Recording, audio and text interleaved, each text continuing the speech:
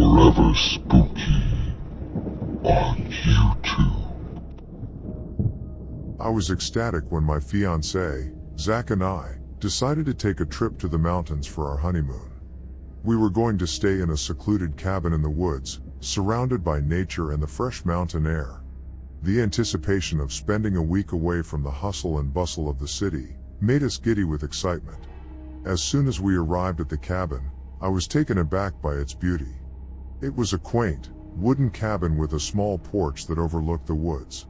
We settled in quickly and spent the day exploring the area. We went on hikes, took photos, and sat by the fireplace in the evenings, enjoying each other's company. On the third night of our stay, I woke up in the middle of the night to find Zach staring out of the window. When I asked him what was wrong, he shook his head and told me he was just admiring the view. But something about the way he was looking out the window made me uneasy. Over the next few days, strange things started happening. We heard noises coming from the attic, and doors would open and close on their own. I tried to brush it off, thinking it was just the wind or the old cabin settling, but I couldn't shake off the feeling that something was off. One night, we were sitting by the fireplace, when Zach suddenly got up and walked towards the door. When I asked him where he was going, he told me he heard someone knocking. I didn't hear anything, but I assumed it was just my imagination. As the days passed, the strange occurrences became more frequent. We would wake up to find the furniture rearranged, or the dishes in the kitchen would be in different places. I started to feel like someone was watching us, even when we were alone in the cabin. One day, we went on a hike and stumbled upon an abandoned house. The windows were boarded up, and the door was locked, but I could feel a strange energy coming from inside. Zach tried to convince me to leave, but I couldn't resist the urge to explore. As soon as we found a way and stepped inside, I felt a cold breeze, and the hairs on my arms stood up. We found an old diary on a table, and I started reading it.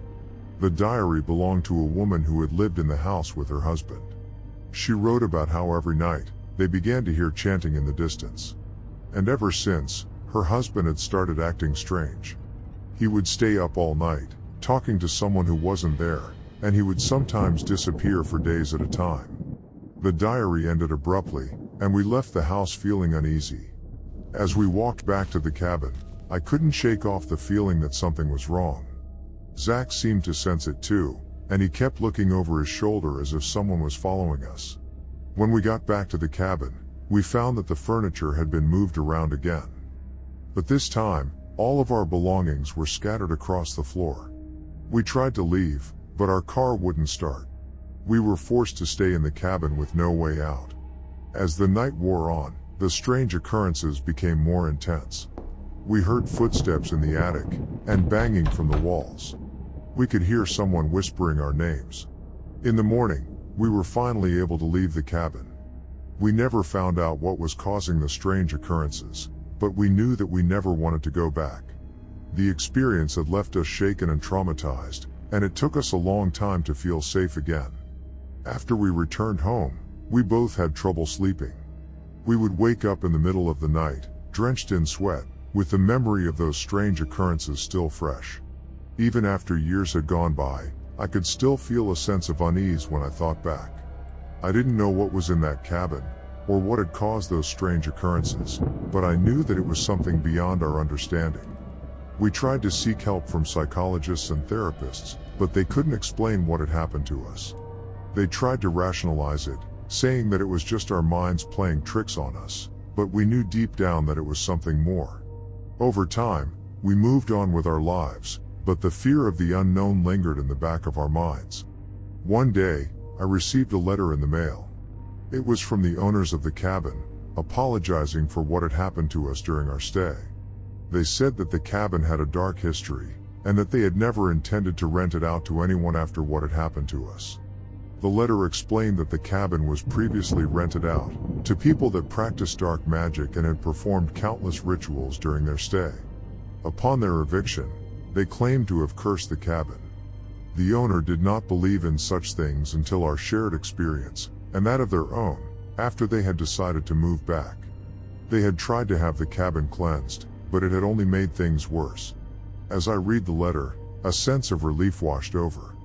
Finally, we had an explanation for what had happened to us, and it wasn't just in our heads.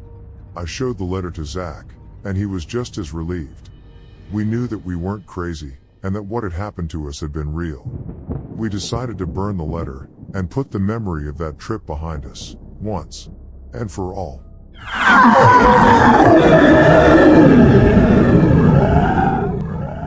Like, comment, and subscribe for more Forever Spooky on YouTube.